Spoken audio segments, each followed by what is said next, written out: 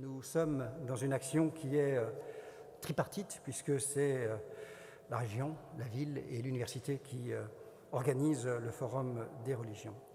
Je voudrais également saluer messieurs les représentants des cultes, et tout particulièrement monsieur Christian Albecker, monsieur Saïd Allah et monsieur Nadafi. Pardonnez-moi, madame Nadafi.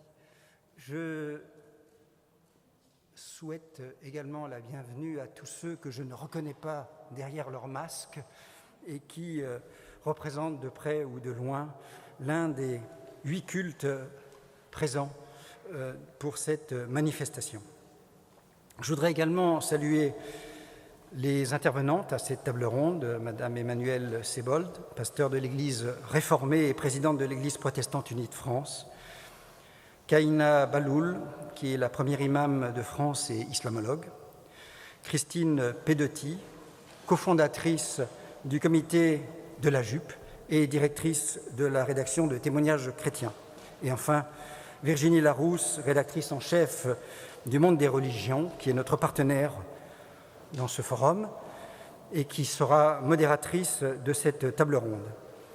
Je voudrais, chers amis, je voudrais adresser une pensée toute particulière à Madame Liliane Vanna, qui devait être parmi nous ce soir et qui s'est malheureusement blessée avant son déplacement. Si mes informations sont bonnes, ce n'est pas en raison de sa venue ici qu'elle s'est blessée, et ce n'est pas sur le trajet. Enfin, je l'espère tout au moins. Nous voilà donc réunis pour 4 jours de parole. La notion de parole est très présente puisque le mot « dire » est là. D'ailleurs, la question de la parole est, je crois, centrale au sein des religions du livre. Ces paroles seront sans aucun doute érudites, très probablement motivées et vécues, et je le souhaite, très fraternelles. Se parler publiquement, comme ce soir, nous sommes d'ailleurs en situation de relais grâce à un certain nombre de liens Internet, et je pense que beaucoup de personnes nous regardent à distance, prudemment, depuis chez elles, et cela est très bien. Mais se parler publiquement est notre façon à nous de pratiquer une laïcité active, cette laïcité qui participe à la liberté de conscience, à la liberté de croyance et à la liberté d'expression. Cette laïcité qui se flatte de nos différences, de ces différences qui nous construisent et qui nous enrichissent. Notre série de manifestations est organisée, je le disais, par la région grâce à l'initiative énergique de Catherine Zuber et de tous ces outils rassemblés autour d'elle, mais également de l'université. C'est Mathieu Schneider dont je vous prie d'excuser l'absence aujourd'hui, puisqu'il est retenu, j'allais dire à l'insu de son plein gré, mais pour des raisons professionnelles dans le sud de la France. Nous espérons tous qu'il pourra rejoindre Strasbourg rapidement, malgré les difficultés de la pandémie. Et bien sûr, la ville de Strasbourg, qui est en charge d'une partie de l'immobilier cultuel, mais aussi qui se veut un acteur interculturel et interreligieux important dans notre région. Une fois ces 3 institutions nommées, on peut se poser la question: que viennent donc faire ces institutions dans ce dossier? Effectivement, en France, cette question se pose sur un grand territoire. Eh bien, je crois que la volonté partagée des 3 partenaires est de faire société ensemble et d'aider à faire société, et pas côte à côte, mais vraiment ensemble. Et pour cela, il est nécessaire de miser sur les savoirs, sur l'intelligence du questionnement. Nous avons eu ce matin une réunion fort intéressante où on s'est dit qu'il n'y avait pas de foi, il n'y avait pas de spiritualité sans intelligence et sans questionnement. Enfin, nos institutions veulent développer la compréhension des valeurs de l'autre. Et chacun sait combien cette compréhension est indispensable Je ferai une petite parenthèse, on m'a averti cet après-midi, à nouveau, d'un tag antisémite sur un lieu hautement symbolique qui avait déjà été l'objet d'une blessure très très forte. Cette compréhension est indispensable à la paix collective. Cette compréhension doit être celle de l'autre, de ses coutumes, de sa culture, de son habitude, mais aussi de sa spiritualité et de l'expression de cette spiritualité. Pour tout cela, nous faisons res publica, c'est-à-dire chose publique. Dans notre droit local, nous pouvons, je crois que nous devons également le faire ainsi. C'est en cela que notre ville, Strasbourg, notre région, est unique et répond, je crois, d'avance au questionnement du président de la République lors de son discours aux Mureaux, qui a fait quelques échos la semaine passée. Voilà, chers amis, ce que je voulais vous dire pour débuter ces 4 jours de Forum des religions. Je voulais également vous souhaiter à tous une bonne écoute, une franche participation et vous remercier pour être les missi dominici de l'ensemble de notre démarche, celle qui se cadre et se cale dans les vœux de notre démocratie, l'égalité, la fraternité et la liberté. Je vous remercie.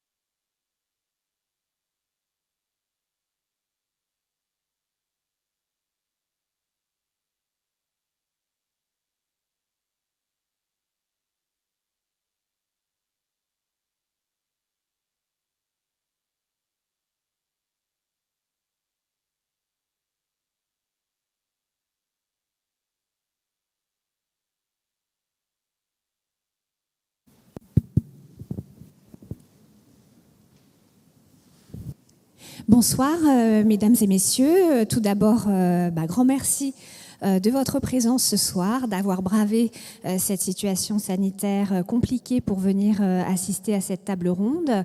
Merci également aux personnes qui nous suivent à distance chez elles, ce qui est un choix tout à fait respectable aussi. Et puis merci surtout à la ville de Strasbourg, à la région Grand Est et à l'université de Strasbourg qui ont eu le courage, j'ai envie de dire, dans ce contexte sanitaire compliqué de donner une seconde édition cette année au Forum des religions et d'avoir effectivement eu la gentillesse d'y associer le Monde des religions, le journal Le Monde. C'est vrai qu'on avait beaucoup apprécié d'être associé déjà à cet événement l'année dernière et on est très content d'y participer de nouveau cette année.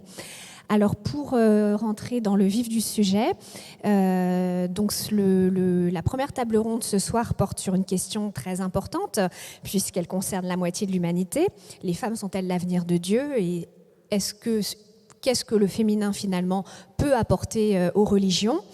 Vous avez dû effectivement entendre parler depuis quelques années de certaines actions, de plus en plus de femmes qui cherchent à bousculer finalement les institutions religieuses qui sont souvent perçues comme patriarcales. Et ces femmes proposent à travers diverses actions, notamment des relectures égalitaristes des textes sacrés, elles proposent finalement de renouveler la place des femmes en contexte religieux et en particulier propose notamment la possibilité pour elles-mêmes d'accéder à des fonctions notamment cléricales, en tout cas aux mêmes fonctions que les hommes. Donc on va voir avec elles ce soir quels sont leurs arguments, à quels obstacles elles se heurtent et au final si elles arrivent à faire bouger les lignes et si elles espèrent obtenir finalement gain de cause pour l'avenir. Alors pour en parler, je vais être très brève puisque Monsieur Verlaine a déjà introduit les oratrices. Nous avons donc la joie d'accueillir Kaïna Balloul. Bonsoir Kaïna. Donc Kaïna Balloul est une figure de l'islam libéral puisqu'elle est la première imam de France. Elle est devenue imam au printemps 2019. Kaïna, vous êtes islamologue, diplômée de l'école pratique des hautes études et vous avez aussi cofondé le projet de Mosquée Fatima dont vous nous parlerez tout à l'heure, qui est donc une mosquée mixte et progressiste. Vous aviez également auparavant fondé l'association Par le mois d'islam. Christine Pedotti, bonsoir. Donc vous êtes bien connue aussi dans les milieux catholiques notamment, puisque vous êtes une intellectuelle catholique de gauche très engagée, cofondatrice du comité de la jupe, dont vous nous parlerez également tout à l'heure, et directrice de la rédaction de la revue Témoignages chrétiens. Vous êtes aussi une écrivain prolixe, vous êtes l'auteur de très nombreux ouvrages, et parmi lesquels, par exemple, Qu'avez-vous fait de Jésus en 2019 et plus récemment, votre ouvrage sur Jean-Paul II, L'ombre du Saint, qui est paru cette année. Emmanuel Sebolt, vous êtes pasteur de l'Église réformée et vous êtes depuis 2017 présidente de l'Église protestante unie de France. Vous êtes la première femme à assumer cette fonction et vous êtes également très engagée dans le dialogue interreligieux. Et notre quatrième invitée, malheureusement, qui ne peut être avec nous ce soir pour des raisons médicales, Liliane Vanna, était donc talmudiste, philologue et docteur en sciences religieuses. Elle mène au sein du judaïsme orthodoxe un combat farouche pour défendre la cause des femmes. Et elle est fondatrice d'un groupe qui s'appelle Lecture Sefer et qui propose des lectures publiques de la Torah par les femmes orthodoxes en présence d'hommes. Alors, Madame Vanna n'est pas parmi nous malheureusement ce soir, mais elle a eu la gentillesse de nous envoyer en fait les réponses aux questions que je comptais lui poser, ce qui fait que je vous lirai finalement ces réponses. La solution n'est certes pas optimale, mais ça permet tout du moins d'avoir sa parole pendant cette soirée. Juste un mot donc, sur le déroulement de cette table ronde. Donc, pendant environ 1 heure, nos oratrices intervenantes vont effectivement répondre aux questions et discuter entre elles. Et ensuite, on aura donc 30 minutes de questions-réponses avec la salle. Pour ces questions-réponses, je vous remercierai de vraiment poser des questions précises, éventuellement de nommer la personne à qui vous souhaitez adresser la question, mais d'éviter en tout cas vraiment de vous engager dans un long monologue parce qu'on souhaite naturellement pouvoir répondre à un maximum de questions. Par ailleurs, en raison du contexte sanitaire, on ne vous passera pas de micro dans les rangs, mais on a placé en fait 2 micros sur pied au milieu du couloir, et donc il faudra vous lever et aller prendre la parole au micro. Voilà, je vous remercie pour votre compréhension. Et on va immédiatement donc se lancer dans le vif du sujet. Tout d'abord, pour lancer le débat, j'aurais voulu savoir en fait finalement comment est né votre engagement en faveur d'une meilleure reconnaissance des femmes au sein des institutions religieuses. Et d'ailleurs, est-ce qu'au fond, vous qualifiez votre engagement d'engagement féministe, Christine Pedotti ? Merci Virginie, merci à tous. Et je suis vraiment ravie d'être ici. Donc je réponds tout de suite, très vite. Féministe, il me semble que je l'ai été dès que j'ai su que j'étais une femme. Mais néanmoins, pendant très longtemps, j'ai distingué un engagement réellement féministe et mon engagement au sein de l'Église catholique où j'ai eu des responsabilités diverses, principalement dans la transmission de la foi aux enfants et aux jeunes. Et finalement, avec une sorte de prudence, j'avais mis une sorte de barrière entre ces deux engagements, sentant bien qu'il y avait un problème entre les deux. La barrière a sauté grâce à André XXIII, qui était cardinal archevêque de Paris en 2008, où il a eu cette phrase un peu célèbre, en disant à propos de la responsabilité des femmes dans l'Église catholique, il ne suffit pas d'avoir une jupe, encore faut-il avoir quelque chose dans la tête. Donc voilà, c'était assez cavalier. Et d'une certaine façon, ça a fait exploser ce mur que j'avais dans la tête. Et je me suis dit, cette fois, c'est pas possible. Je vais ajouter une chose, c'est qu'il se trouve que je connaissais André XXIII, personnellement, que j'avais travaillé avec lui, et que j'étais absolument certaine que ce qu'il disait là n'était pas le fait d'une misogynie personnelle, mais qu'il était vraiment l'expression de la misogynie de l'institution qu'il portait. Et c'est aussi pour ça que cet engagement, à ce moment-là, je me suis dit, mais bon sang, il faut faire quelque chose, parce que quand un type intelligent, cultivé, en est réduit à dire ça, quand il est acculé sur la question de la responsabilité des femmes dans le catholicisme, c'est bien qu'il y a un problème et qu'il faut faire quelque chose, parce que tout d'un coup, je veux dire, ça parle en lui, c'est-à-dire que ce n'est pas lui qui parle, mais une sorte de profond surmoi de l'institution. Donc voilà comment mon engagement a commencé dans cette affaire-là, et comment je suis passée d'un temps où j'étais engagée dans l'Église catholique, dans diverses responsabilités, à un engagement sur la question de la place des femmes dans l'Église catholique. Merci. Kaïna Baloul. Bonsoir à tous. Je suis ravie d'être parmi vous ce soir. Merci à la ville de Strasbourg de nous accueillir et de permettre aux religions de s'exprimer, et encore au-delà de ça, aux femmes de s'exprimer et de prendre parole dans les religions. Alors, mon parcours est dans la religion et sur la question du féminisme. Alors, je crois d'abord que je suis plutôt humaniste plutôt que féministe, parce que avant d'être femme, je suis un être humain. Sans nier l'importance, bien évidemment, du combat des féministes et des générations de féministes qui ont réussi, bien sûr, à faire avancer beaucoup de questions liées aux droits des femmes.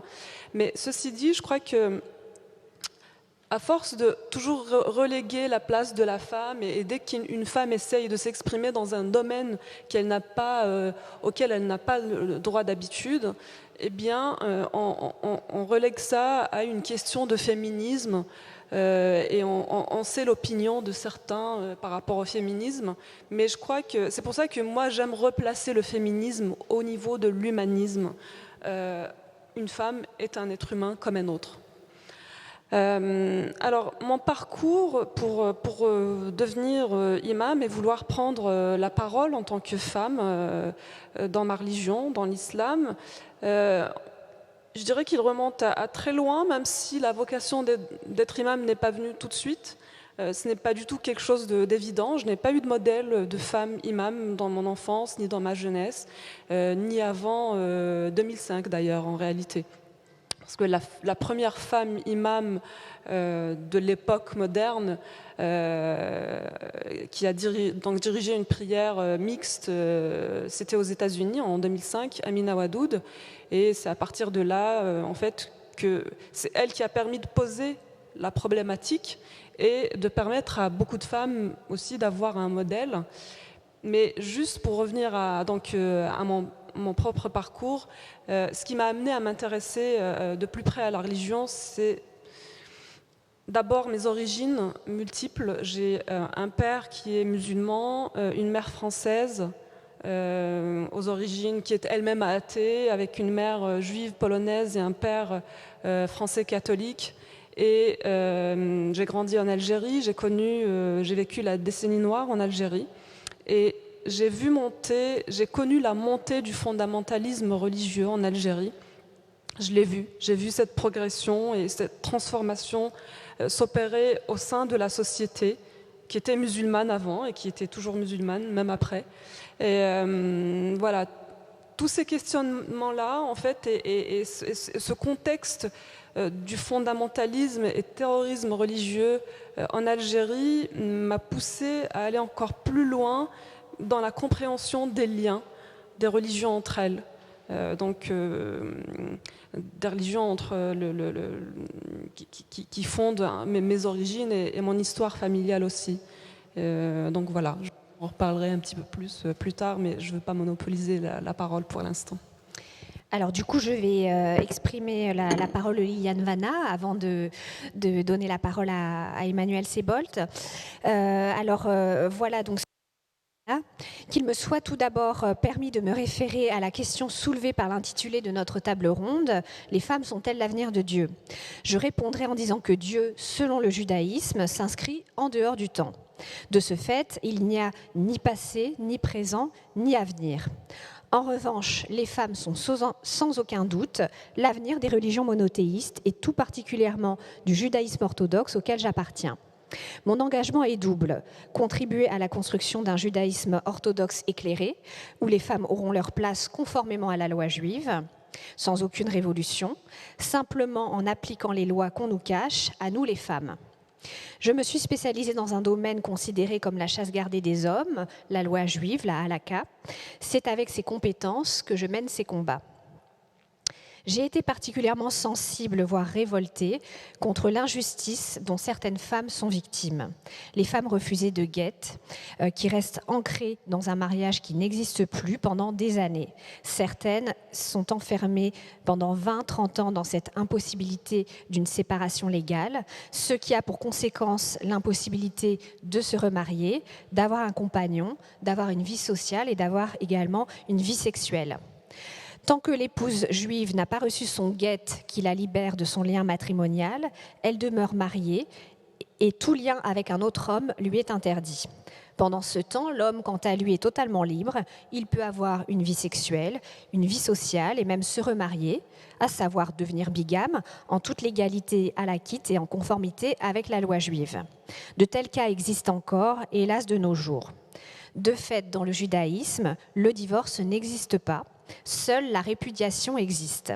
Je viens de prononcer un mot qui dérange, celui de répudiation. Malheureusement, c'est le terme approprié.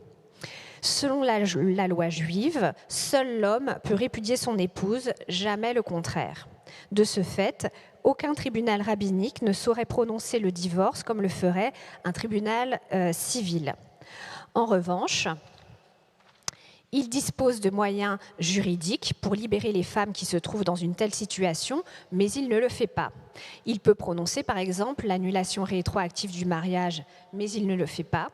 C'est cette solution prévue par la loi juive que je souhaite voir appliquée lorsqu'on est face à un mari récalcitrant. Elle permet de libérer les femmes et d'empêcher le chantage exercé par des hommes, comme celui que l'on a connu en France en 2014, où un guet a été négocié à 90 000 € au tribunal rabbinique de Paris, présidé par Michel Guggenheim, grand rabbin de Paris encore en exercice, et en présence de 5 rabbins du consistoire de Paris et un rabbin du courant Abad Lubavitch, non consistorial.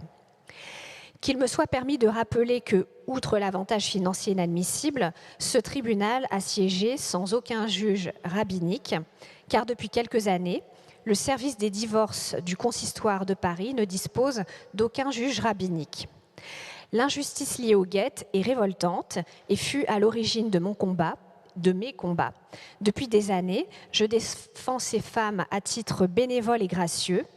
2 cas sont arrivés à la connaissance du public, celui donc du guet à 90 000 € en 2014 que je viens d'évoquer, et celui donc de l'écrivain Eliette Abécassis, dont un des romans est inspiré d'ailleurs de son histoire. Titre du roman, « Et te voici permise à tout homme », édité au Seuil et dont je recommande vivement la lecture. Cette injustice révoltante m'a également conduite à une réflexion plus large sur la discrimination des femmes par les rabbins orthodoxes, alors que la loi juive ne les discrimine pas. Aussi, ai-je favorisé dans mes combats la question du guet, l'absence des femmes des fonctions religieuses de l'espace liturgique, et à ce titre, j'ai donc fondé le groupe Lecture Sefer dont je vous ai parlé tout à l'heure, l'enseignement de la halakha des droits des femmes et surtout leur absence du leadership religieux. On y reviendra plus tard. À mon humble avis, il s'agit là de points communs aux 3 religions monothéistes. Voilà pour la première question. Je me tourne vers vous maintenant, Emmanuelle Sebold. Alors c'est vrai que vous, en tant que protestante, vous appartenez à une tradition qui n'est certes pas uniforme, puisqu'on sait qu'il y a de multiples courants dans le protestantisme et que tous ne sont pas aussi ouverts à la question du féminin les uns par rapport aux autres. Mais néanmoins, est-ce que, en tant que femme qui est parvenue aux plus hautes instances, vous vous sentez concernée par les combats de vos collègues ici présentes? Oui, bonsoir à tous. C'est certain que ma voix et mon histoire sera tout à fait différente de mes sœurs ici et encore autrement différente de ce que nous venons d'entendre de Liliane. Parce que j'ai toujours eu, enfant, des modèles de femmes pasteurs, puisque dans le protestantisme et le protestantisme luthérien et réformé dont je suis, eh bien, dès mon enfance, j'avais des modèles de femmes qui étaient déjà pasteurs. Donc je ne me suis pas battue pour devenir pasteur, je souhaitais garder la question de Dieu au centre de ma vie, et donc j'ai cheminé dans ma propre confession, ma propre religion, pour garder cette question au cœur de mon existence. Et du coup, ce n'est pas un combat et je n'ai rien cherché.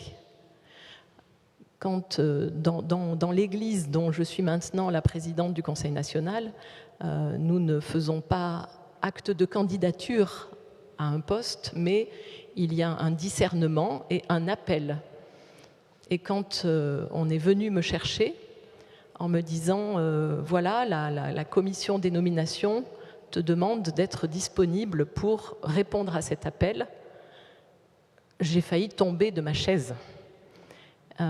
J'ai dit mais je n'ai jamais pensé une seule seconde à ce poste. Et donc la réponse qui m'a été faite, c'est justement parce que tu n'y as jamais pensé, c'est pour ça qu'on t'appelle. Donc je ne me suis pas battue pour être là où je suis.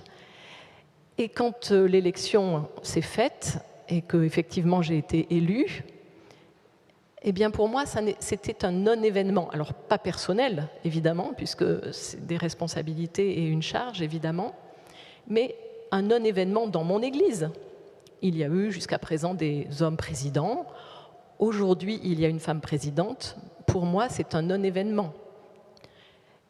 Mais quand j'ai vu la fierté des membres de l'Église, en disant voilà, aujourd'hui, la société française, ou en tout cas les gens qui s'intéressent à la question, eh bien, savent que dans cette Église, il n'y a pas de plafond de verre pour les femmes et que n'importe quel poste, des femmes ou des hommes peuvent être appelés, indifféremment, selon simplement ce qu'on discerne de leur charisme et de ce qu'ils sont. Eh bien, je me suis rendu compte que ce qui était un non-événement à l'intérieur de mon Église était quelque chose de très important à l'extérieur et que du coup, moi qui n'ai jamais réfléchi à la question du féminisme, eh bien, je pouvais servir à d'autres et dans d'autres confessions et dans d'autres religions comme, eh bien oui, c'est possible. Il est possible que dans une religion et dans une confession particulière, femmes et hommes soient traités de la même manière. Donc je suis devenue féministe contre mon gré, mais avec joie. Très bien. Alors justement, est-ce qu'on peut faire un petit état des lieux finalement de la condition féminine au sein de vos traditions religieuses?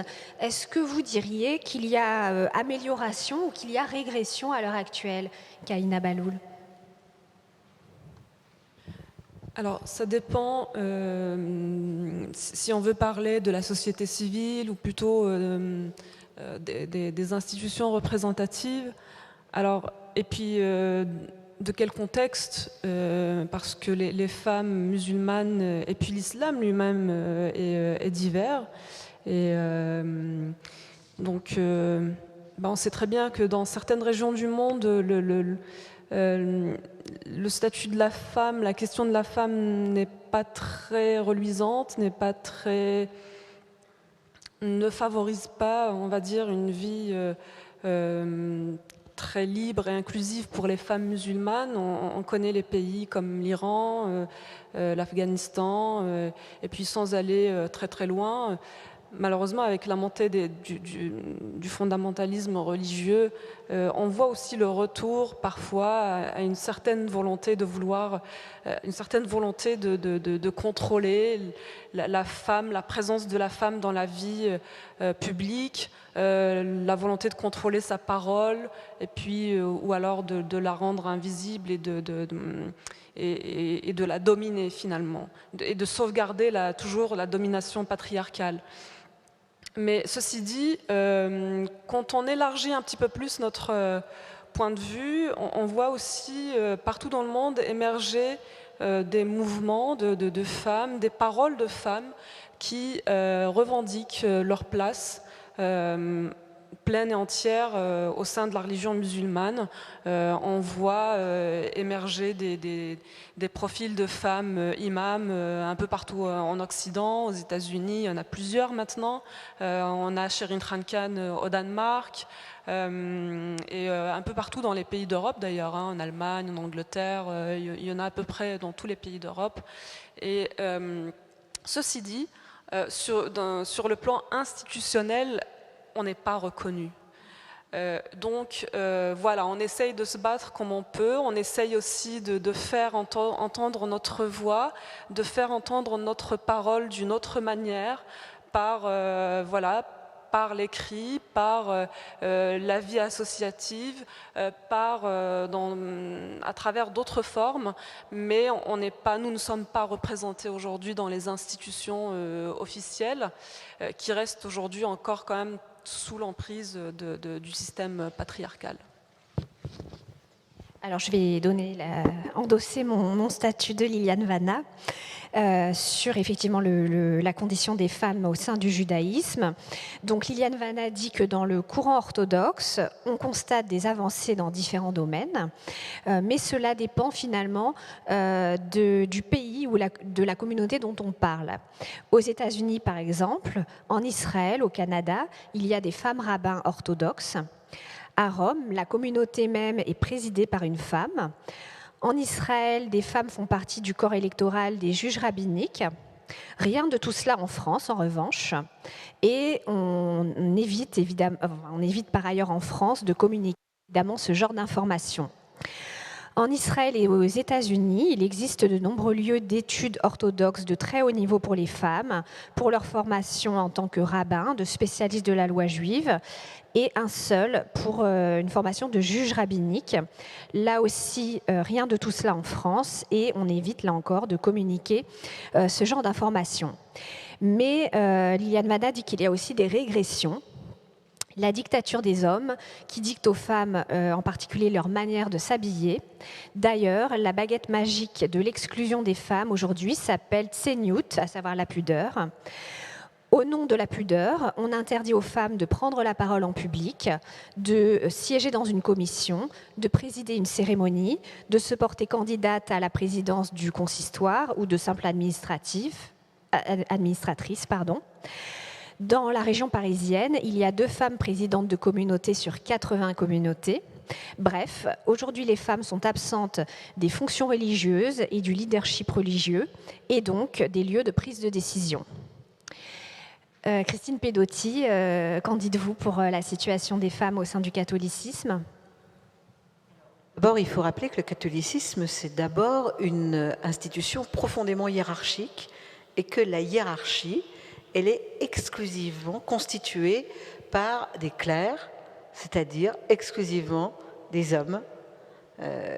Et c'est comme ça dans le catholicisme, puisque 3 grandes fonctions sont tenues par cette hiérarchie. La fonction du gouvernement, la fonction sacrée de la célébration et la fonction de l'enseignement. Et ces trois fonctions qui sont le cœur du système ne peuvent être exercées effectivement que par les hommes. Donc voilà, voilà le système bloqué tel qu'il est. Le paradoxe étant qu'aujourd'hui, le catholicisme fonctionne parce qu'il y a des femmes partout qui font marcher le système, puisque le catholicisme est dans la situation où il a beaucoup de mal à recruter son personnel d'encadrement, puisqu'il y a un problème de recrutement des vocations, c'est-à-dire d'hommes célibataires disponibles pour cette organisation hiérarchique. Donc c'est un des grands paradoxes du catholicisme aujourd'hui, c'est l'omniprésence des femmes partout qui font le boulot, et un système qui est totalement verrouillé et qui n'admet pas les femmes officiellement dans le système hiérarchique. Alors il y a des paroles qui sont dites. Le pape François, la semaine dernière, dit qu'il faut une présence des femmes plus, je ne sais pas quel mot ça traduit, incisive. Je ne sais pas s'il faut que je montre les dents pour que ça fonctionne. Si c'est le cas, je peux le faire, hein. Il n'y a pas de souci. Donc voilà, on est dans ce paradoxe. Alors après, si je regarde ce qui se passe dans l'espace catholique français, spécifiquement, depuis, disons, une grosse dizaine d'années, je suis obligée de dire que la situation des femmes va plutôt moins bien que ça a pu être le cas, je dirais, dans les années post-conciliaires, où il y a eu une sorte d'élan dans lequel on a pensé qu'il pouvait y avoir des responsabilités données aux femmes. Et il y a un mouvement de recléricalisation, sans doute à l'initiative, c'est un des travaux que j'ai menés dans l'analyse que je fais du pontificat de Jean-Paul II, dans lequel il y a eu un accent très fort mis sur le recrutement des prêtres, ce qui est normal, hein, quand un système hiérarchique a besoin de prêtres pour fonctionner, c'est normal qu'on essaie d'en recruter à tout va. Donc du coup, il y a eu un phénomène de recléricalisation dans l'Église un peu partout, et spécifiquement en France, et ce mouvement, en fait, a fait reculer la place des femmes dans le catholicisme français, avec des choses qui ont repoussé les femmes du sanctuaire, hein, du lieu sacré, avec une forme des sortes d'archaïsmes religieux qui n'ont aucun ancrage, même dans la tradition, qui ont fait que, par exemple, on a éliminé les filles enfants de chœur, comme si elles étaient trop impures pour approcher de l'autel. On a vu dans certaines communautés ou paroisses des prêtres ne plus appeler les femmes pour lire les lectures, ne plus appeler les femmes pour participer à la distribution de la communion eucharistique. Donc ça, c'est des choses assez récentes. Donc en fait, il y a un double mouvement dans le catholicisme aujourd'hui, une très forte présence des femmes, une forte revendication et en même temps une sorte de réaction cléricale qui les élimine. Manuel, au sein du protestantisme, justement, il y a aussi une évolution. On parle souvent des évangéliques qui prennent de l'ampleur et on sait, sans vouloir évidemment mettre tous les évangéliques dans le même panier, parce que c'est pareil, il y a énormément de courants au sein des églises évangéliques. Est-ce que vous pensez qu'il y a une forme de régression aussi, ou que tout va bien, entre guillemets, pour les conditions féminines au sein du protestantisme ? Alors c'est vrai que le protestantisme est très varié, qu'il y a des églises très différentes. Et sans doute, non, tout ne va pas bien dans le protestantisme non plus. Côté de mon église et des églises luthériennes et réformées, je pense qu'on a atteint une situation qui est tout à fait positive et qui peut difficilement être mieux. Puisque nous sommes une église qui n'est pas hiérarchique, qui fonctionne par élection, avec des mandats qui sont courts, qui sont limités aussi en nombre, et donc les instances sont régulièrement renouvelées, la parité est strictement respectée dans nos instances, et c'est valable dans les églises locales comme dans les conseils, soit régionaux, soit nationaux. Dans ces églises luthériennes et réformées, ce qui pourrait être amélioré, par contre, ce sont des situations de personnes, c'est-à-dire certaines de mes collègues femmes qui peuvent recevoir encore des remarques sexistes, machistes, parfois des lettres anonymes, des courriers étranges. Enfin voilà, il y a des événements. Le système de l'Église n'est pas ce qui favorise, mais il y a dans l'Église des personnes dont les comportements pourraient être mieux accompagnés, repris, avec lesquels on pourrait entrer en dialogue. Et ce dialogue ne se fait pas forcément, parce que mes collègues femmes, quand elles reçoivent des propos déplacés ou des comportements déplacés, ne se sentent pas toujours autorisées à le dire, parce que c'est l'intérêt de l'unité de l'Église qui passe en premier, à tort, je veux dire. Mais on ne veut pas faire de vagues, on ne veut pas faire de mal à la communauté, donc on ne dit pas ce que l'on subit.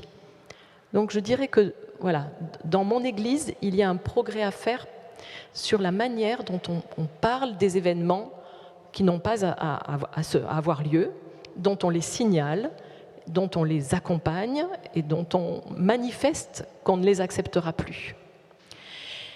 Et puis, il y a beaucoup d'autres églises dans le protestantisme avec des situations très diverses, des églises évangéliques où des femmes sont pasteurs, d'autres églises évangéliques où les femmes ne sont pas pasteurs, et là, il y a beaucoup de travail à faire, oui. Kahina Bahloul, vous êtes, je le disais tout à l'heure, devenue imam en 2019. Alors juste pour le public qui n'est pas forcément informé, est-ce que vous pouvez juste nous dire quelques mots de comment en fait on devient imam et quelles sont exactement les fonctions que vous assumez ?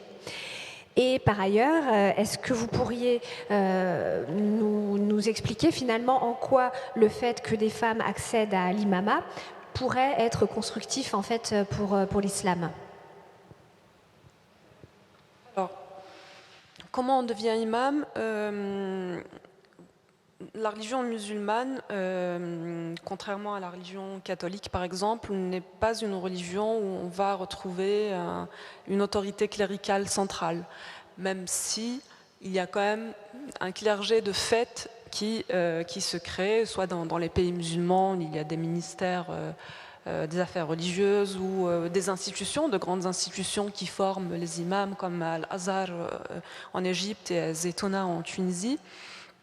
Mais ceci dit, en fait, la religion musulmane dans sa structure n'est pas faite pour être une religion avec une autorité cléricale centrale, parce que le lien du croyant, du fidèle, est direct avec Dieu.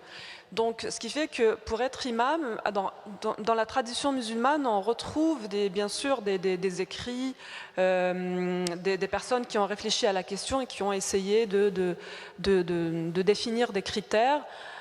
Alors, en réalité, l'imam dans la religion musulmane, c'est une fonction qui est très très simple. On peut se retrouver tous ensemble, par exemple, dans une salle au moment de la prière et on va décider, parmi nous, dans ce collectif, qui est-ce qui veut diriger la prière? Eh bien, à ce moment-là, la personne qui est désignée pour diriger la prière est l'imam, à ce moment-là, de cette prière-là. Donc, c'est une fonction qui est en général quand même déléguée aux personnes qui ont une très bonne connaissance de la religion et traditionnellement aux hommes, bien sûr. Mais ceci dit, donc c'est vraiment l'assemblée des croyants qui désignent ou qui acceptent et qui adhèrent au discours de la personne qui est désignée comme imam. En fait, c'est cette assemblée qui donne la légitimité à une personne d'être imam.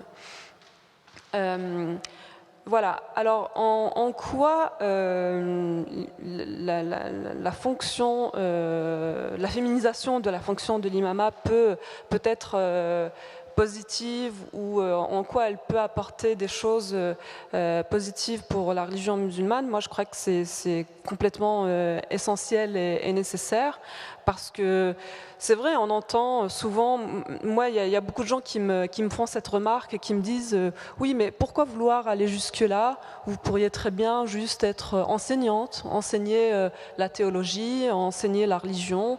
Pourquoi vouloir occuper cette fonction? Moi, je crois que c'est très très important parce que ça participe justement à la construction de nos imaginaires, de nos schémas mentaux, de nos structures mentales par rapport à la place qu'on accorde à la femme ou pas. Et dans la religion, pour moi, c'est absolument capital que les femmes s'autorisent à occuper ces fonctions-là. Non seulement parce que dans la tradition, il n'y a absolument rien qui l'interdit. On retrouve même dans les textes de la tradition musulmane l'exemple ou le modèle d'une femme qui a été désignée par le prophète lui-même pour être imam. Et du coup, on se rend compte qu'en réalité, si aujourd'hui on a écarté les femmes de cette fonction-là, c'est plus une évolution sociale, anthropologique, plutôt que une restriction ou une ségrégation qui est vraiment voulue dès l'origine par les textes ou par la religion. Donc il faut absolument arriver à corriger ce biais ou ce travers qui a été créé par l'évolution de nos sociétés très patriarcales qui ont souvent eu tendance à vouloir écarter les femmes de tous les postes importants, des postes de pouvoir, des postes où elles ont la parole et des postes dans lesquels elles peuvent exprimer leur sensibilité féminine et du coup où elles pourraient représenter donc une menace pour la domination masculine. Donc voilà, je pense que c'est absolument, pour moi c'est essentiel, il faut que les femmes arrivent à corriger ce biais. Christine Pedotti, récemment, 8 femmes catholiques ont jeté un pavé dans la mare en proposant leur candidature, terme que je mets entre guillemets, pour devenir prêtre, j'allais dire imam, mais non, diacre, évêque,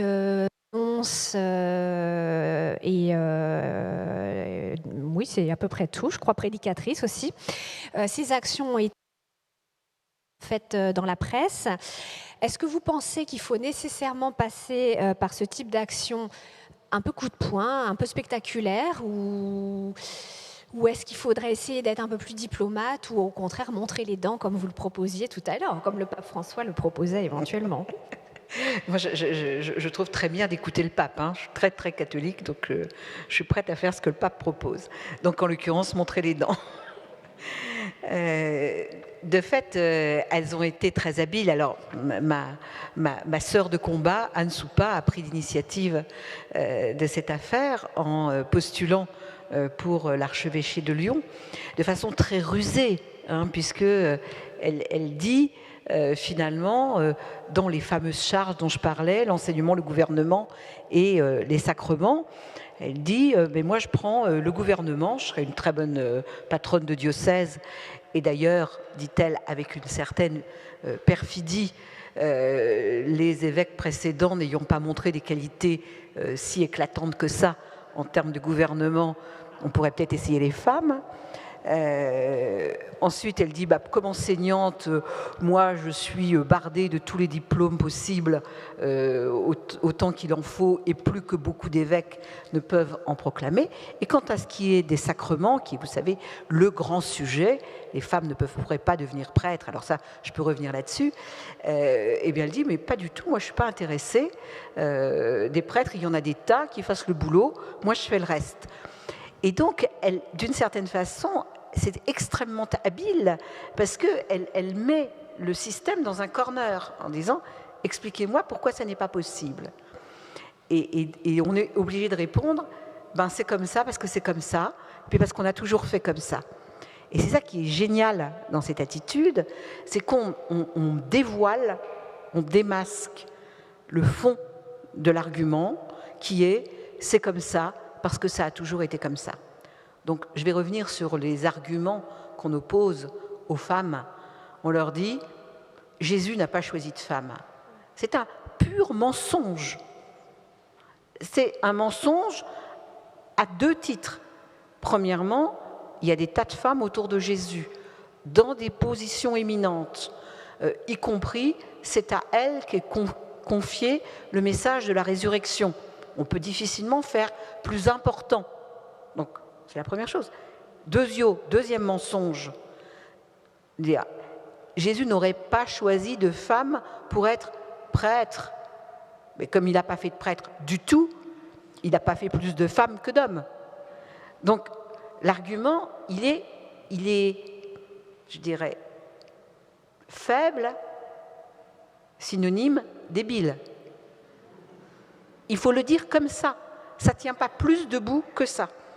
Et d'ailleurs, quand on va regarder ce qui se passe dans les premières communautés chrétiennes, on s'aperçoit qu'il y a des femmes chefs de communauté, alors que les ministères, c'est-à-dire les différents services qui sont rendus dans les églises, dans les petites églises, qui sont en fait des églises domestiques, ne sont pas bien fixés. Il y a des femmes apôtres, il y a des femmes disciples, il y a des femmes prophètes, il y a des femmes chefs de communauté, il y a des femmes présidentes, etc. Mais cela dit, c'est une impasse aussi de prétendre qu'il faudrait faire des choses aujourd'hui parce qu'on les a faites dans le passé. Le titre, c'est l'avenir. La question, c'est est-ce qu'il est bon pour l'avenir qu'il y ait des femmes qui tiennent ces rôles? Et c'est ça qui est intéressant.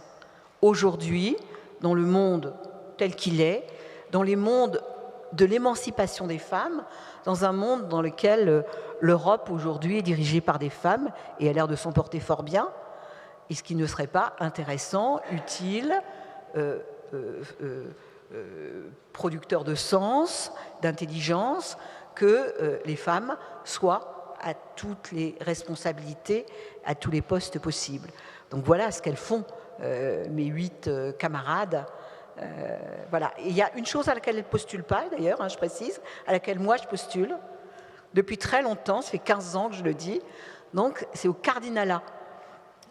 Voilà, donc je propose qu'il y ait des femmes cardinales, d'abord parce que le rouge est une couleur extrêmement saillante, et parce que c'est dans l'Église catholique, c'est une voie, je dirais, de contournement très intéressant, puisqu'il y a eu des cardinaux laïcs, c'est-à-dire non prêtres. Le dernier cardinal laïque est mort en 1927, donc autant dire qu'à l'échelle de l'histoire de l'Église catholique, c'était hier, et que donc il n'y a rien de plus simple que de recommencer aujourd'hui. Il y a une longue tradition, et donc on peut reprendre la tradition.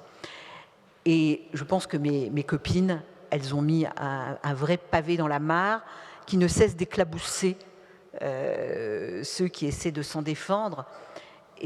Et on en est là, il faut absolument faire bouger les choses.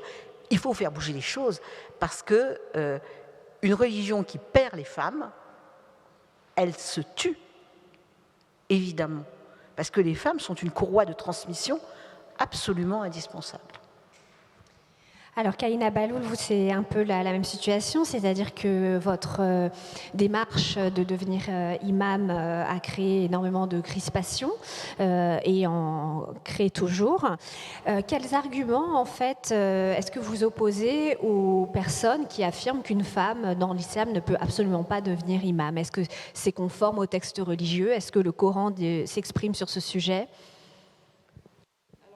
Justement, pour ceux qui veulent absolument, qui se prennent ou qui se proclament comme étant les fidèles ou les représentants de l'orthodoxie religieuse musulmane, et souvent ce sont malheureusement ceux-là qui nous attaquent, mais malheureusement ça relève plus de l'ignorance que d'une volonté d'une volonté de se conformer au texte musulman, parce que si on revient au premier texte fondateur qui est le Coran n'aborde tout simplement pas la question de l'imama, que ce soit l'imama masculin ou féminin, c'est une fonction qui a été créée plus tard.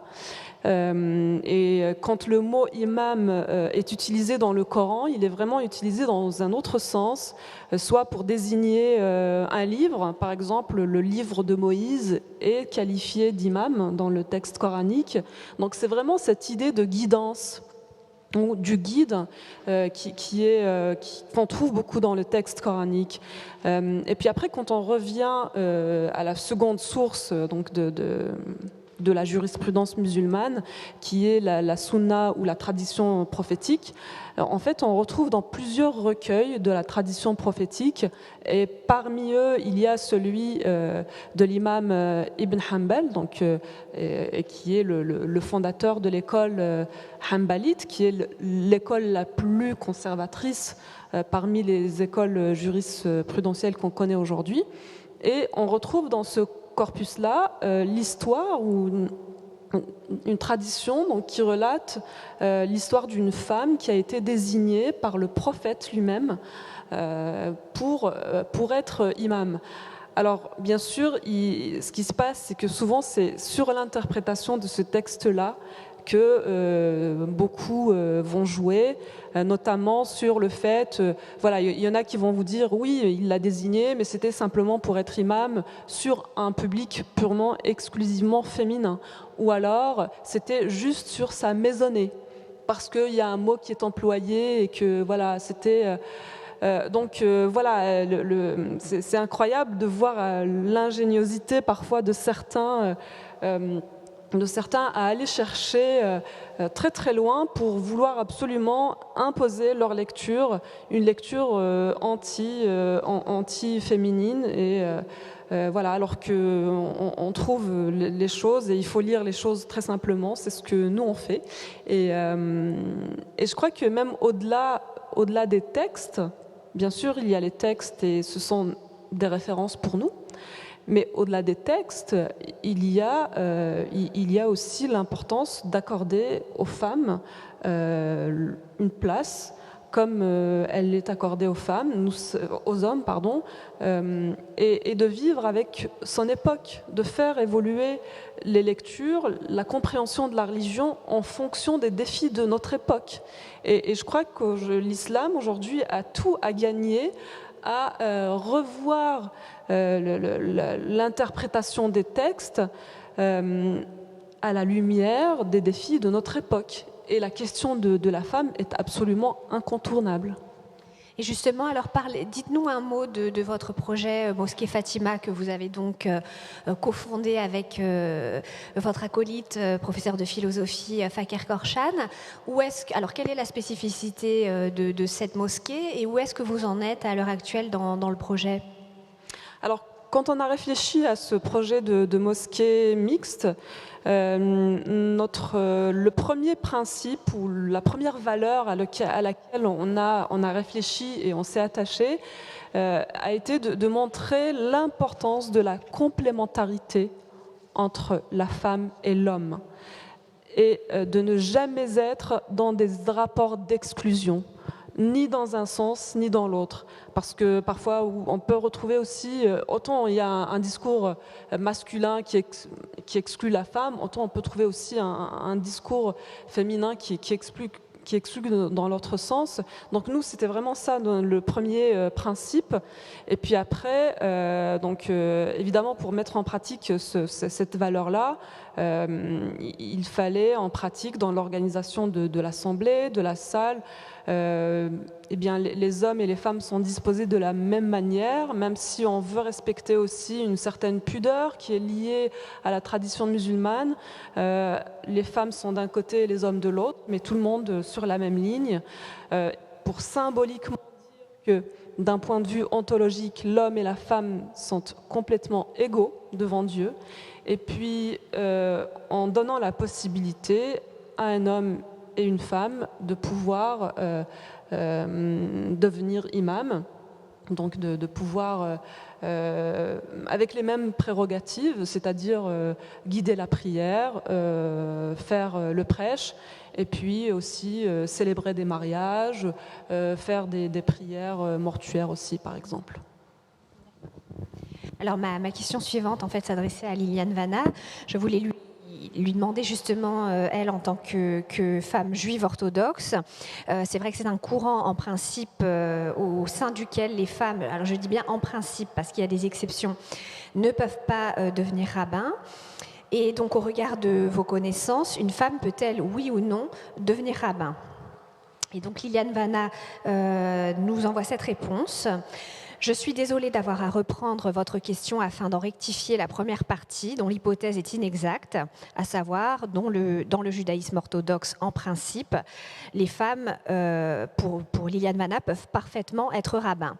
Non seulement elles le peuvent, mais elles existent déjà. Il existe aujourd'hui des dizaines de femmes rabbins orthodoxes aux États-Unis, en Israël et ailleurs, mais aucune en France. Elles peuvent tout faire à l'instar des rabbins hommes, célébrer des mariages, répondre aux questions courantes des fidèles, enseigner, etc. Aujourd'hui, le combat dans ce domaine est beaucoup plus avancé. Les femmes rabbins orthodoxes luttent pour l'obtention de postes et de charges communautaires, à l'instar des hommes rabbins. Permettez-moi d'attirer l'attention sur 2 autres fonctions religieuses où les avancées sont de loin plus importantes à mon humble avis que le rabbinat des femmes.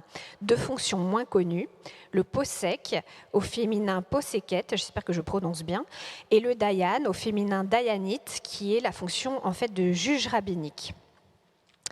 Pour en évaluer l'importance, il convient de garder à l'esprit que les rabbins des communautés, des synagogues, ne sont pas décisionnaires en matière de loi juive. Ce sont en fait des pasteurs qui répercutent la loi. En revanche, ce sont les posékim posékot, les décisionnaires, qui examinent et élaborent la loi sur des questions nouvelles telles que la PMA, la GPA, etc.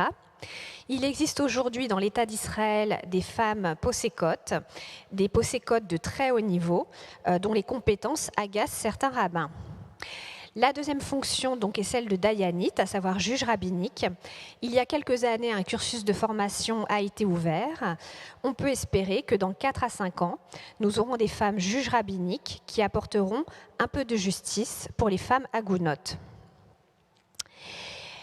Alors c'est vrai que vos opposants, effectivement tous ceux qui dénient la possibilité pour les femmes d'accéder à des postes on va dire cléricaux, critiquent souvent en fait vos actions en disant finalement que ces actions, cette démarche serait motivée par un goût du pouvoir, un sens de l'ambition inadéquate.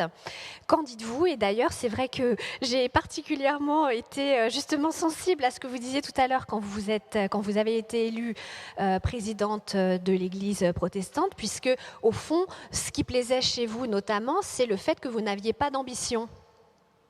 Et est-ce que ce serait un crime d'ailleurs d'avoir de l'ambition et un goût pour le pouvoir? C'est sans doute pas un crime d'avoir de l'ambition, mais dans l'Église, pour moi, dans l'Église, on n'a pas d'ambition. On est au service d'un message, on vit sa foi et on essaye d'en témoigner. Donc il n'y a pas d'ambition à avoir. Je ne me place pas du tout sur le plan de l'ambition. Et d'ailleurs, je n'ai jamais au sein de mon Église entendu ce genre de réflexion, puisqu'en fait, il n'y a pas de pouvoir, on n'exerce pas de pouvoir. On dirige un conseil, on essaye de le diriger le mieux possible pour qu'il fonctionne et pour qu'il prenne de bonnes décisions, mais il n'y a pas de pouvoir. J'ajouterai que dans mon Église, tous les pasteurs sont payés de la même manière. Je suis payée de la même manière que le pasteur en paroisse. Donc il n'y a pas d'ambition à avoir d'obtenir tel ou tel poste parce qu'on aurait un salaire différent. Donc on est dans une situation qui est très particulière. Quand j'aurai fini mon mandat et quand je retournerai pasteur en paroisse et quelqu'un d'autre sera élu. Donc je ne me positionne pas du tout en termes d'ambition ou de pouvoir, puisque c'est uniquement un service. Mais c'est vrai que les remarques des hommes qui font ces réflexions sur l'ambition, le pouvoir, il me semble qu'en religion, on est les unes les autres au service de quelque chose qui nous dépasse. Et donc, l'ambition n'a rien à voir avec l'affaire. Et d'ailleurs, ceux qui sont en position de pouvoir, eux devraient être aussi au service. Christine Bedotti. C'est effectivement un argument qui est sans cesse utilisé. C'est-à-dire qu'en fait, on vous explique que non, tous ces messieurs n'exercent pas le pouvoir, ils exercent un service, et que si moi je veux exercer quelque chose, c'est parce que j'ai des désirs de pouvoir. Voilà. Donc, j'ai pas à aller plus loin. C'est comme ça. Vous voyez, moi, j'ai besoin de pouvoir, j'ai des désirs de pouvoir, alors que eux, saintement, ils exercent un service. Alors, j'ai posé la même question à Yann Vanna, qui me dit qu'elle ne pense pas avoir fait l'objet de ce genre de critique, car j'ai toujours refusé, dit-elle, dans mon combat politique. Mon combat porte sur la loi juive. Je lutte afin que la loi juive, la loi juste, soit appliquée. En revanche, au sujet des femmes qui font ce choix, je ne vois pas pourquoi le goût du pouvoir serait une ambition inadéquate pour les femmes et adéquate pour les hommes. Le pouvoir est une ambition noble lorsque l'on cherche à améliorer la vie de notre société, le bien-être des humains. Pourquoi une telle ambition serait-elle réservée aux hommes ? C'est le leadership féminin qui fait peur, mais il est impératif que les femmes accèdent au leadership dans le monde orthodoxe. Si des femmes rabbins ont des charges communautaires, synagogales, si elles acquièrent une formation de décisionnaire en matière de loi juive ou de juge rabbinique, elles occuperont des fonctions qui contribueront au rétablissement d'une justice à l'égard des hommes et des femmes. Alors maintenant, parlons de résultats. Christine Pedotti, est-ce que vous estimez avoir obtenu, au fil de vos actions, des résultats concrets ? Oui, la première chose, c'est qu'après qu'avec ma camarade Anne Soupa, nous ayons porté plainte contre le cardinal André XXIII, nous avons obtenu une sorte d'hygiène verbale de la part de ces messieurs, qui savent maintenant que s'ils passent la ligne, on mord. Vous savez, les femmes incisives. Voilà. Je pense que l'hygiène verbale est le commencement de l'hygiène mentale. Donc c'est un bon début. Donc au fond, ils ont un peu peur. Et je vais vous dire, ils ont aussi un peu peur parce qu'on est de bien meilleures communicantes qu'eux. Et ça aussi, c'est important. Au fond, nous avons un champ dans lequel on est très bonne, c'est qu'on communique très bien. Je le dis sans fausse modestie. Donc au fond, ils se méfient. C'est pour ça qu'ils disent beaucoup de mal de nous, quand même. Que ça prouve bien qu'on veut le pouvoir. Et que ça, c'est une abomination. Mais Dieu merci, ils n'ont plus d'allumettes. Hein. Donc on est totalement tranquille. Alors voilà, donc on obtient, je le dis, j'essaie d'avoir un peu d'humour parce que la situation est vraiment dure. Elle est dure parce que le catholicisme, en France et dans un certain nombre des pays développés dans lesquels il y a une forte émancipation féminine, le catholicisme est en très forte perte de vitesse.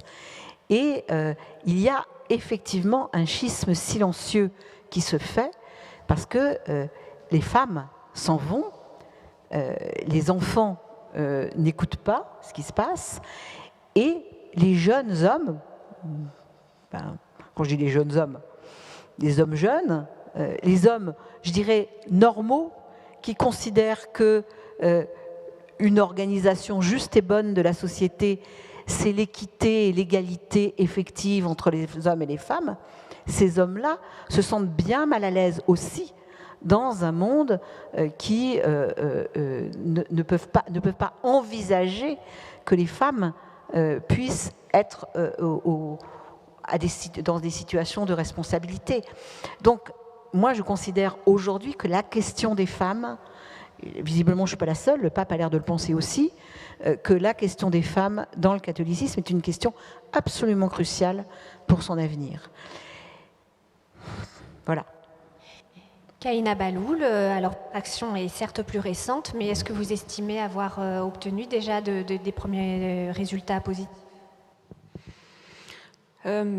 Dire qu'on a obtenu des résultats positifs, ça serait un grand mot, mais je dirais que ne serait-ce que le fait de pouvoir aujourd'hui débattre sur la possibilité pour une femme de pouvoir être imam ou pas imam, d'avoir accès au ministère religieux, je dirais que c'est une très très grande avancée. Parce que ce qui s'est passé, c'est que quand on lit la littérature classique des penseurs classiques de l'âge d'or de l'islam, en fait, on se rend compte que cette question a été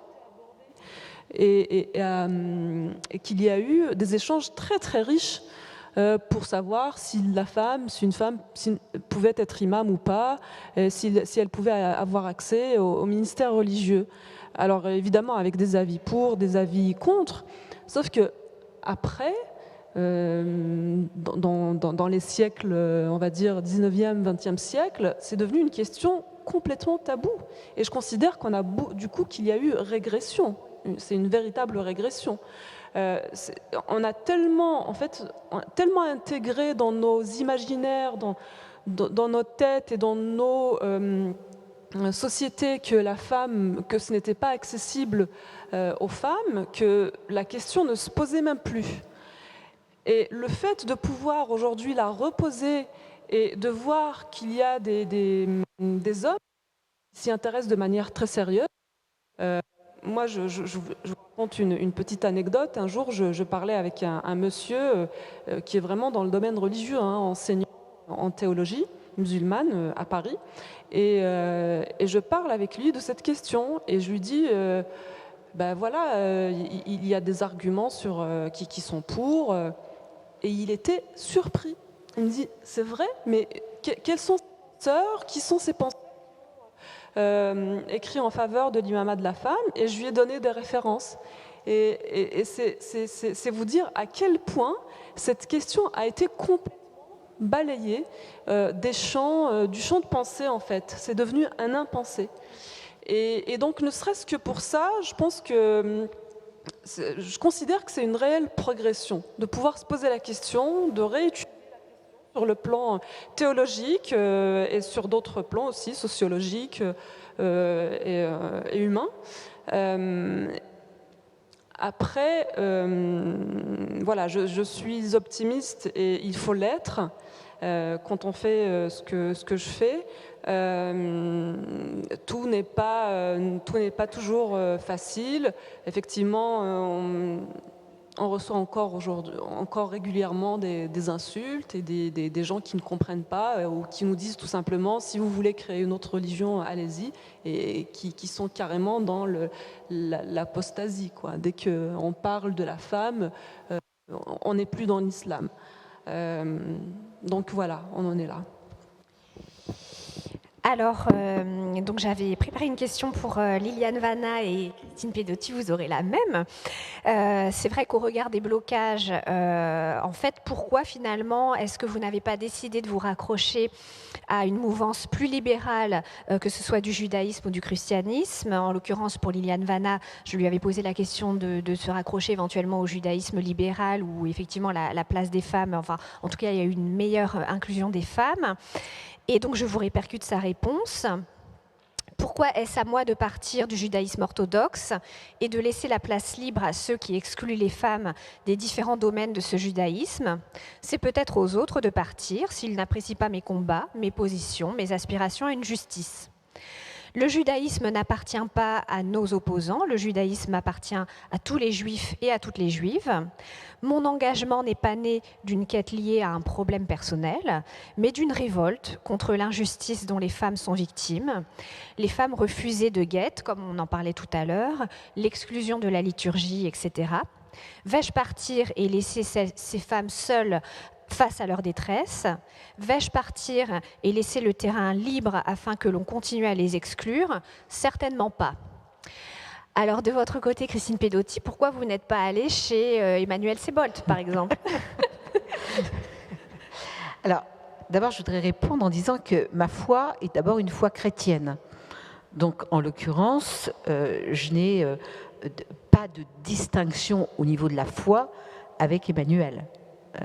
Il se trouve que ma tradition, c'est le catholicisme, et que dans cette tradition catholique, il y a des choses que j'aime et qui sont liées au propre du catholicisme. On me dit souvent, l'Église, dans ces termes-là, ce qui n'est pas anodin, l'Église, soit on l'aime comme elle est, soit on la quitte.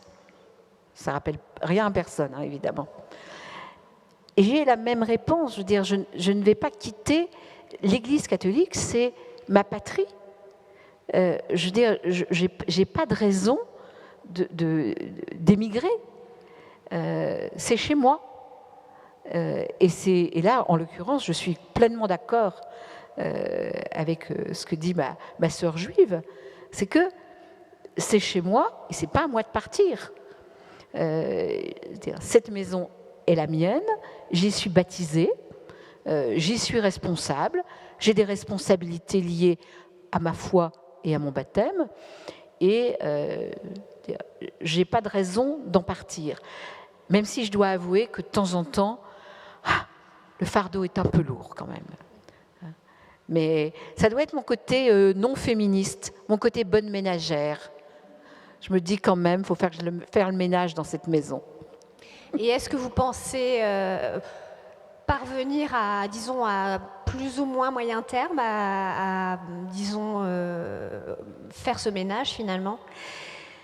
C'est très difficile de faire un pronostic. Je vous ai dit que je pensais que le catholicisme était réellement en péril. Le catholicisme est vraiment appuyé sur sa structure hiérarchique et sur le fait qu'il y a des responsables qui sont exclusivement des prêtres et des évêques qui sont mâles et célibataires. Et appuyé aussi sur le fait qu'on y célèbre les sacrements et tout particulièrement l'Eucharistie. Si on ne veut pas lâcher un des deux, il va falloir faire quelque chose. Soit on va lâcher un bout de la tradition qui est l'Eucharistie et les sacrements, soit on va lâcher l'autre bout qui est les prêtres exclusivement hommes et célibataires. Et ça, le choix, c'est dans quelques années qu'il faut le faire. Et si on ne le fait pas, je veux dire, on va perdre sur les deux tableaux. Kahina Baloul, est-ce que vous partagez ce point de vue de l'urgence absolue pour l'islam, justement de s'ouvrir à cette question sous peine de périclité, ou est-ce qu'au contraire, votre initiative, votre démarche ne risque-t-elle pas d'être étouffée finalement par les courants conservateurs qui sont tout de même très puissants ?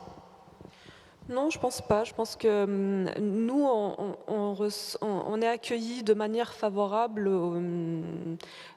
parmi beaucoup de musulmans qu'on n'entend pas habituellement, parce que c'est vrai, ceux qui font le plus de bruit, ce sont les plus conservateurs. Mais on reçoit énormément de messages de la part d'hommes et de femmes qui nous disent je vois enfin et j'entends enfin un islam que, comme je l'ai connu auprès de mes grands-parents, de ma grand-mère, un islam doux, un islam qui s'ouvre à l'altérité, un islam qui n'est pas fermé sur le monde. Non, je crois que notre voie a un grand avenir devant elle, et on le voit aux États-Unis, on voit que l'islam libéral prend petit à petit, mais il prend de l'ampleur. Et puis, il y a une vraie soif parmi les jeunes de mieux connaître leur tradition religieuse. Et justement, en fait, ce qui se passait jusque-là, c'est que le seul discours qu'on leur servait, c'était le discours soit très conservateur, ou alors, comme il y avait un vide énorme, eh bien, comme la nature a horreur du vide, eh bien les courants intégristes l'ont très très bien compris et ils ont investi cet espace. Et aujourd'hui, les jeunes ont une autre voix à entendre, un autre paradigme possible. Alors, nous, on n'oblige personne à suivre notre modèle ou ce qu'on propose, mais on propose juste de la capacité ou la possibilité de pouvoir se poser des questions, interroger les textes à nouveau, les interroger à l'aune des défis qui sont ceux de notre société aujourd'hui. Merci beaucoup à toutes les trois et même à toutes les quatre pour Liliane Vanna, présente virtuellement. On va passer donc aux questions avec le public. Donc voilà, n'hésitez pas à vous approcher des micros. Je prendrai de préférence 3 questions d'un coup, si ça ne vous ennuie pas. Et encore une fois, merci de ne pas accaparer la parole trop longtemps.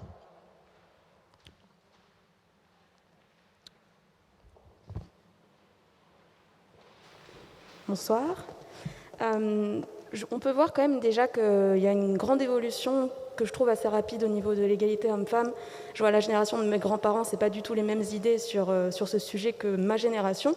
Je voulais savoir quelle place vous pensez que la jeunesse a dans le débat et surtout comment elle peut agir pour changer les choses.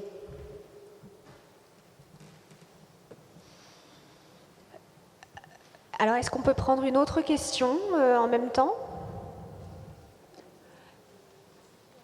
Oui, est-ce que vous vouliez, la personne qui a posé cette question, est-ce que vous vous adressiez à une oratrice en particulier ou... Non. Alors, Christine Pedotti.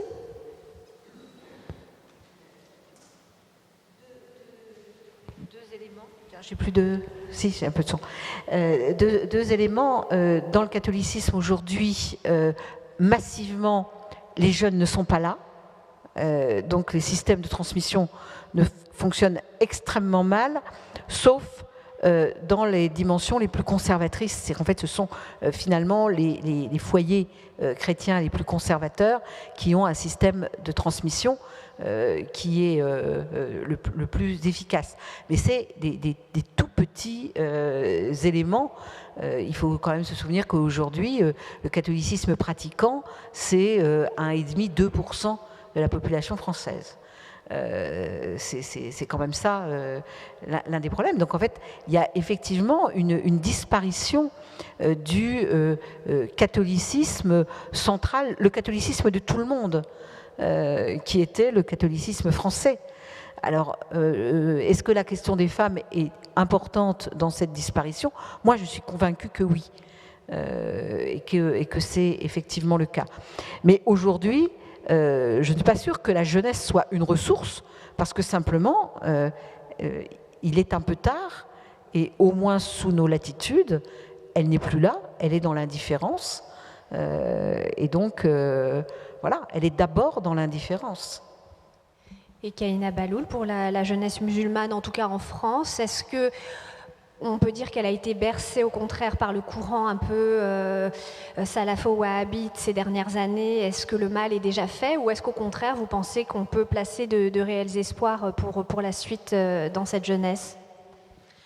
Alors, je pense qu'il faut voir la réalité en face. Oui, bien sûr, beaucoup de jeunes ont été bercés à la pensée wahhabite et salafiste depuis plusieurs décennies, et malheureusement ça a engendré quelques problèmes.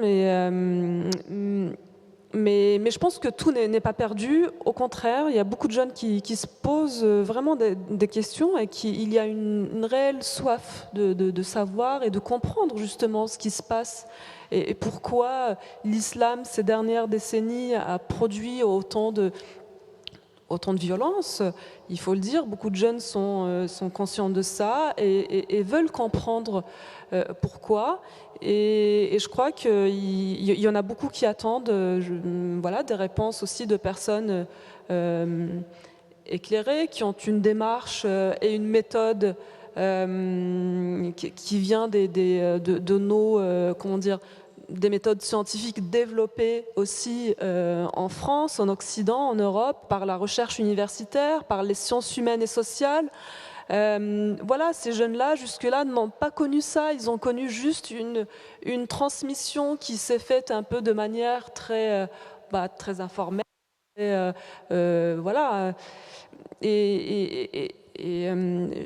crois que beaucoup découvrent aussi cette possibilité de relire les textes fondateurs, de relire les textes religieux à travers un éclairage scientifique, l'éclairage des sciences humaines et sociales.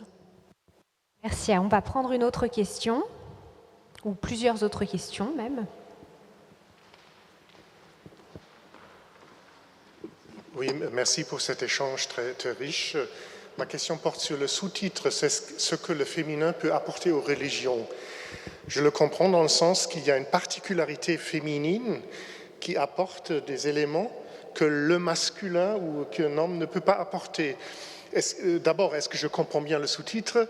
Et si oui, est-ce qu'une femme prêche par exemple autrement? Est-ce qu'elle dirige autrement?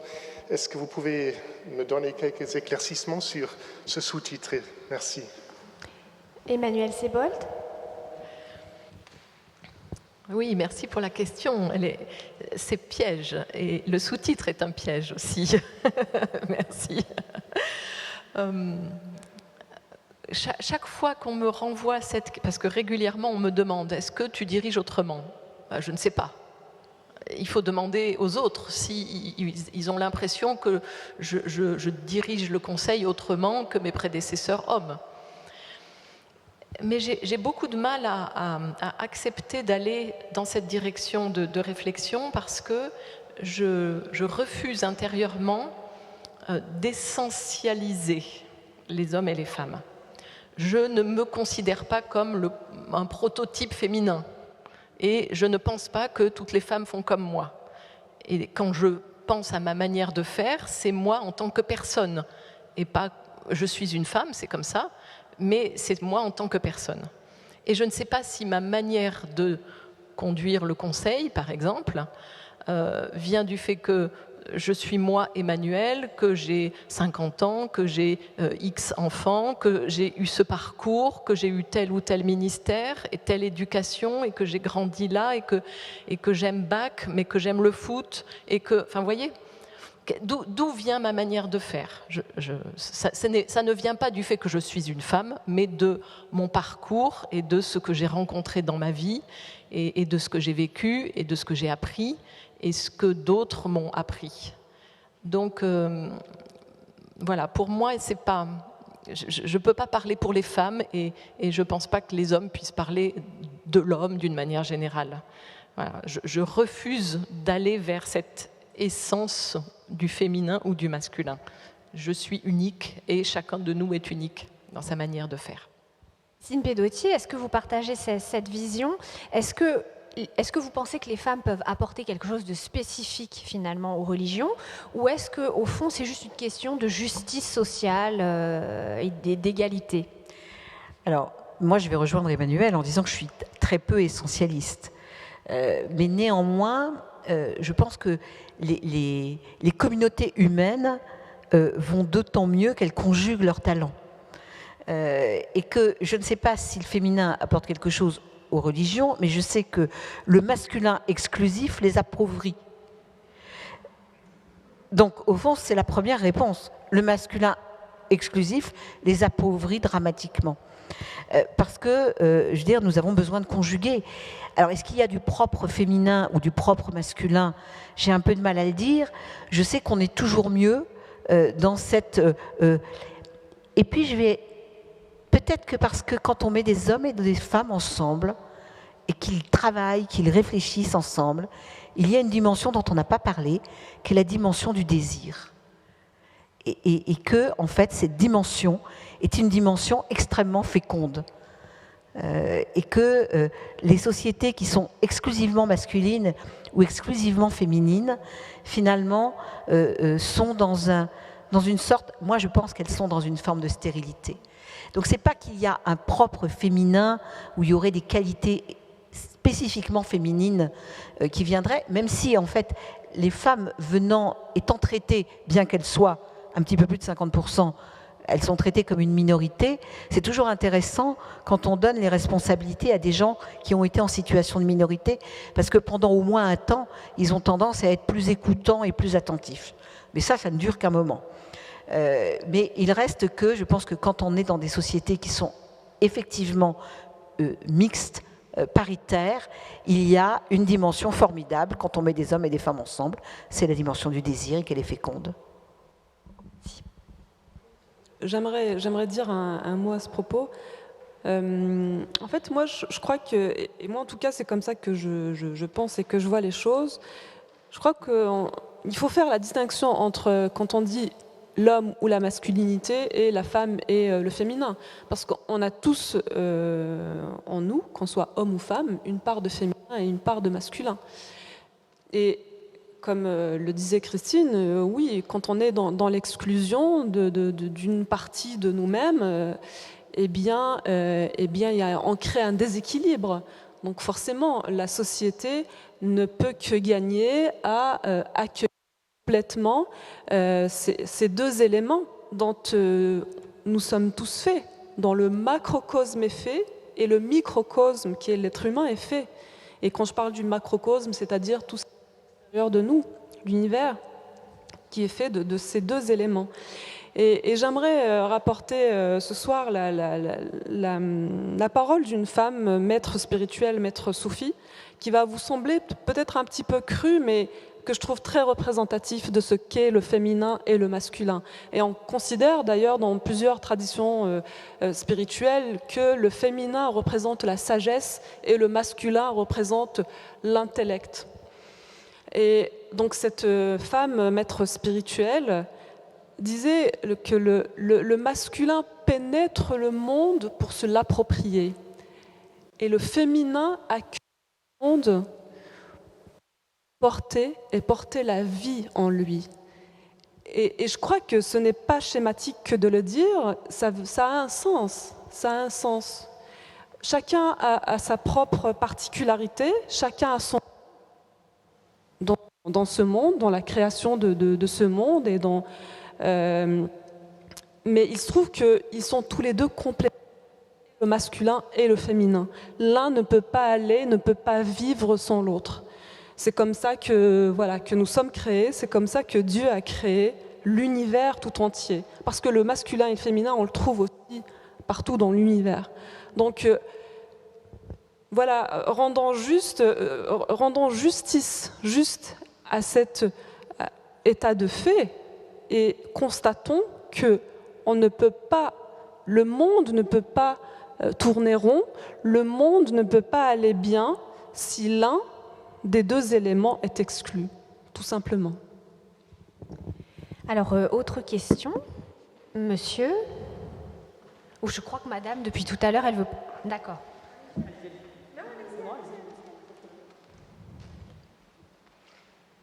Ah bah du coup... Je veux pas dire c'est par gentlemanness parce que ça serait vraiment misogyne. Bonjour Monsieur Hermy, je suis cofondateur de la mosquée à Paris qui était du coup inclusive. Juste pour apporter un petit correctif à ce que vous avez dit dans la présentation, que en fait en France, depuis 2012 déjà, il existait des femmes imams qui dirigeaient les prières, qui faisaient les célébrations religieuses, qui étaient sollicitées pour diverses questions théologiques, etc. Et donc, juste pour apporter un petit correctif à la présentation que vous avez faite de Madame Baloul, ma remarque, c'est que en fait, je me rends compte qu'en fait, on est en train de lutter ou de déconstruire des normes hétéronormatives et patriarcales au sein de nos religions respectives, mais qu'on est en train de créer d'autres normes qui deviennent aussi exclusivistes. La question de l'imama des femmes ne se pose pas... Elle se pose en France, effectivement, parce que le mouvement inclusif n'est pas assez développé. Donc, j'ai beaucoup de réserves sur le terme libéral, progressiste, mix, etc. Parce que c'est vrai que ça n'a pas de sens et que c'est un cocktail pour moi qui sert la fétichisation et c'est un peu commercial. Je me perçois, mais dans le monde musulman, il existe beaucoup de traditions où la femme est imam. Moi, j'ai travaillé beaucoup avec des trans femmes imams au Pakistan, en Indonésie. Amina Wadoud, qui est la première femme à avoir guidé une prière, qui est une amie, mais aussi une mère pour moi, ne se réclame pas imam. Elle dit que elle-même se définit comme une imam dans une perspective militante. Alors, pardon, quelle est la question Ma question est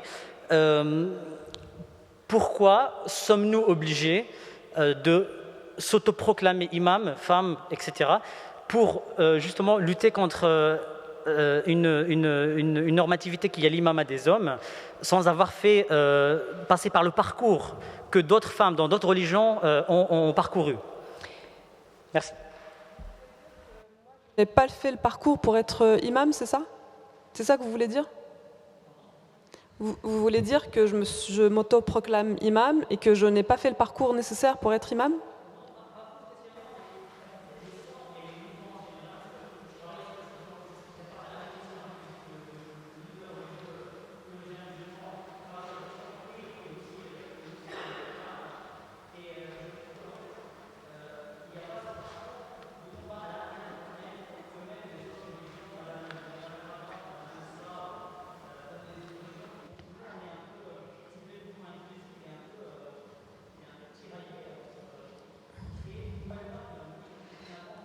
On ne nous donne pas la parole au sein des institutions. Vous connaissez, vous, des femmes au CFCM, par exemple, ou des femmes qui peuvent... Enfin, moi, j'en serais ravie.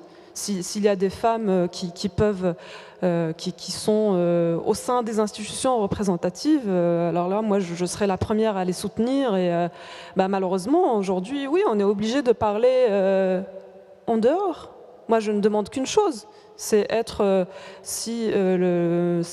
au CFCM. Mais on n'est pas. Le CFCM ne reconnaît pas l'imamat de la femme. Vous devez le savoir, je pense. Et donc, nous ne sommes pas reconnus. Nous ne sommes pas, et du coup, nous ne sommes pas représentés. Donc, je pense que nous ne parlons pas tout à fait de... Nous ne lisons pas les choses de la même manière, nous ne voyons peut-être pas les choses de la même manière, mais des femmes imams, ce n'est pas si courant que ça. Ce n'est pas. Alors, je suis très heureuse d'apprendre que vous en avez connu dans votre parcours. C'est très bien, et tant mieux. C'est tant mieux. Il faudrait qu'il y en ait beaucoup plus, et il faudrait qu'il y ait beaucoup plus de gens comme vous qui ont eu des maîtres spirituels ou des femmes imams avec qui ils ont prié. Mais aujourd'hui, voilà, il se trouve que ce n'est pas du tout le cas dans la grande majorité des cas et des pays musulmans ou des lieux de culte musulmans. Christine Pedotti. Je vais rebondir en disant que la question des femmes dans les religions met en lumière les questions de genre. Et que, en fait, le combat des femmes rejoint toujours le combat des minorités sexuelles. Quand on combat pour le droit des femmes, on finit toujours, au bout du compte, par se retrouver en train de combattre en même temps avec des gens qui sont gays, lesbiens, queer, etc. Parce que finalement, il y a toujours, au fond, c'est un masculinisme, je dirais, offensant, qui ne laisse aucun espace à autre chose que lui-même, qui occupe la place. Il l'occupe d'ailleurs pas au nom d'une réalité spirituelle et religieuse, mais au nom d'une antique tradition, d'une habitude au sens le plus péjoratif du terme, d'une mauvaise habitude. Et donc les combats des femmes se rejoignent toujours avec les combats de genre sur les communautés LGBT+.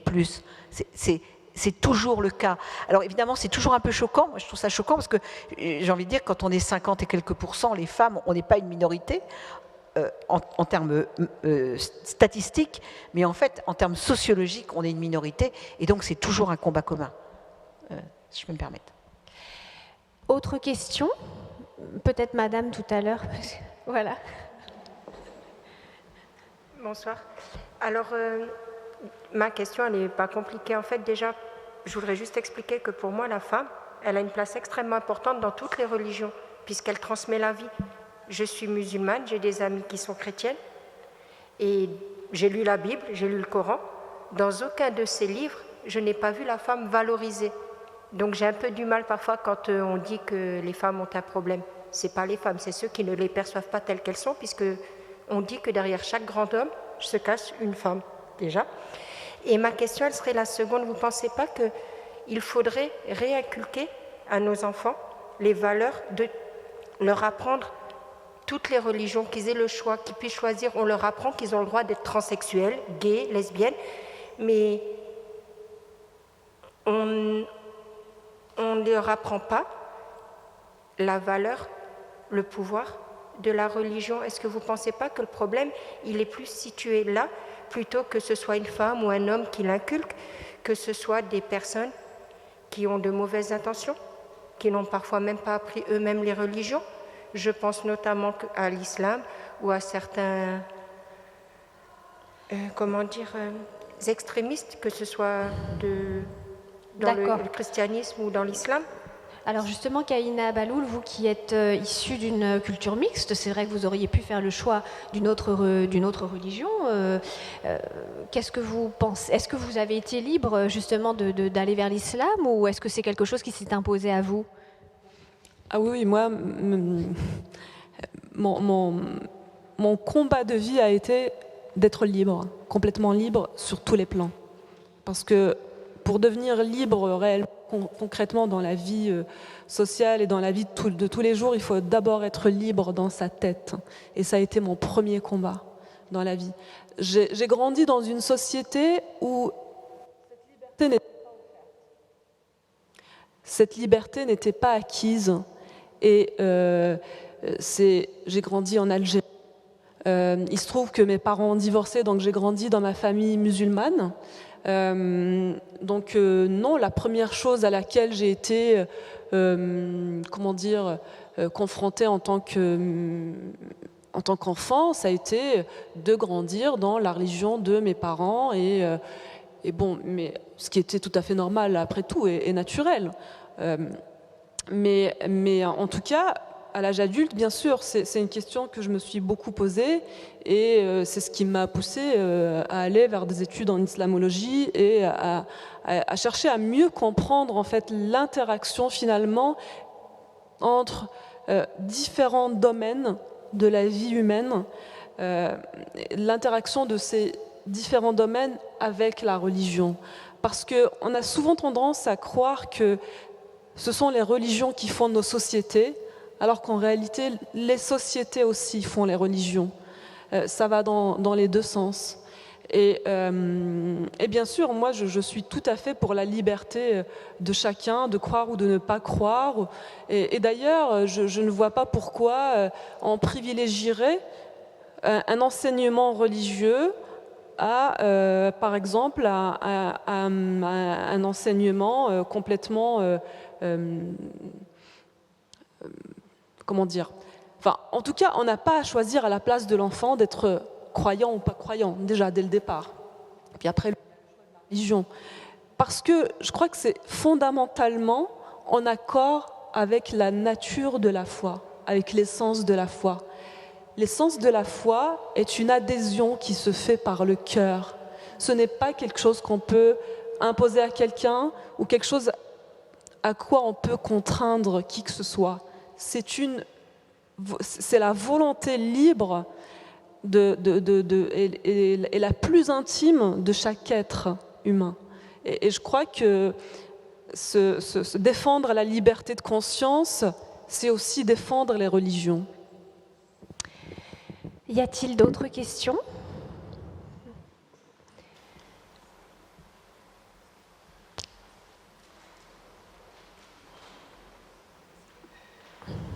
Bonsoir. J'ai une question en tant que militante féministe chrétienne qui se pose à toutes les trois. C'est par rapport à ce qu'on voit, je connais plus l'Église chrétienne du coup, mais par rapport à ce qu'on voit dans l'Église avec les thérapies de conversion, les discriminations contre les femmes, les violences, je pense aussi au viol des sœurs dans l'Église catholique, la pédophilie. Comment on fait pour pardonner les hommes ? Comment on fait pour travailler avec des hommes quand on voit tout ça ? Voilà, merci.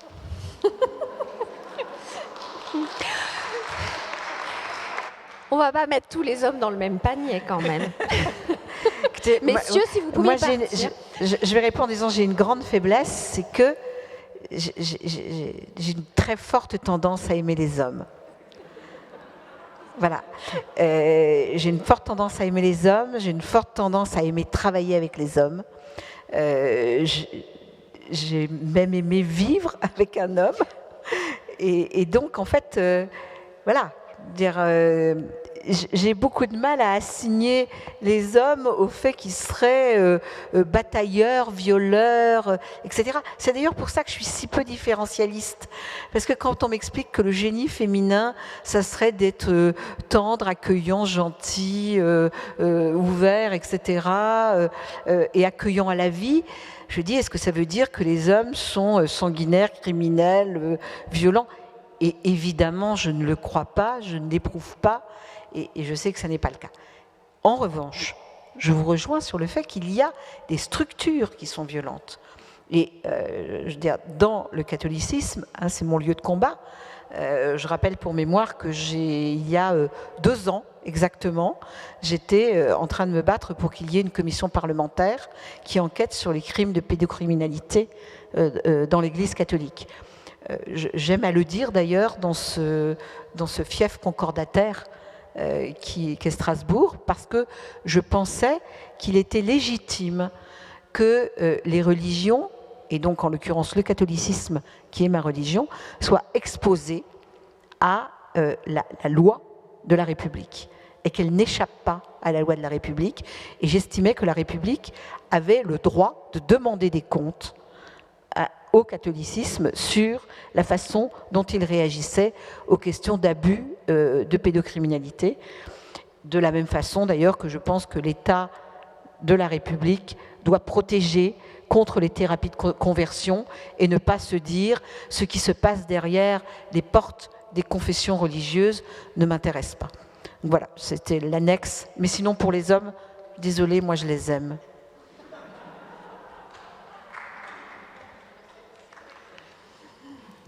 Christine, vous m'avez pris ma réponse. Moi aussi, j'aime les hommes, alors on est deux.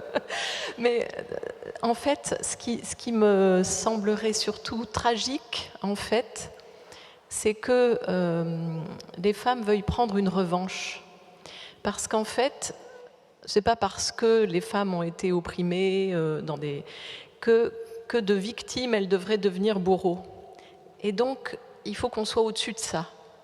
J'aime beaucoup travailler avec des hommes, j'aime me moquer des travers quand il y a vraiment des traits machistes ou des traits sexistes qui, voilà, eh bien, on corrige ça ensemble, on le reprend, on en parle, on dit pourquoi tu réagis comme ça ? Est-ce que tu ne penses pas que voilà, une femme puisse assumer ça et ça ? Et puis, mon interlocuteur fait marche arrière et comprend et voit son propre travers. Je veux dire, sa propre lecture dont il n'avait pas conscience. Mais donc, si on retourne le problème et qu'on se dit, bon, maintenant, c'est nous qui allons les exclure parce qu'un peu ça va, on fait ce qu'on leur reproche de faire. Et ça, je ne voudrais pas avoir cette faiblesse-là. C'est passionnant de travailler tous ensemble.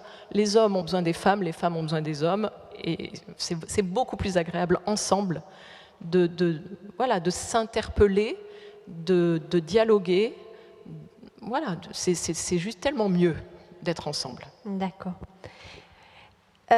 Autre question, si c'est possible, n'hésitez pas à vous avancer vraiment au micro pour qu'on ne perde pas de temps. Alors, je suis pasteur depuis 30 ans et je voudrais dire mon bonheur d'abord d'être avec vous, mesdames.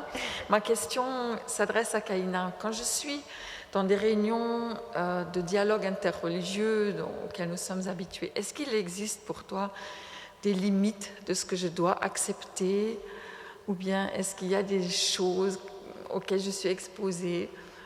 Bon, malheureusement, notre amie juive n'est pas là. Est-ce que je dois donner la main? Ou est-ce que je dois accepter que quelqu'un en face de moi ne la donne pas? Des choses comme ça. Est-ce qu'il y a une limite pour toi?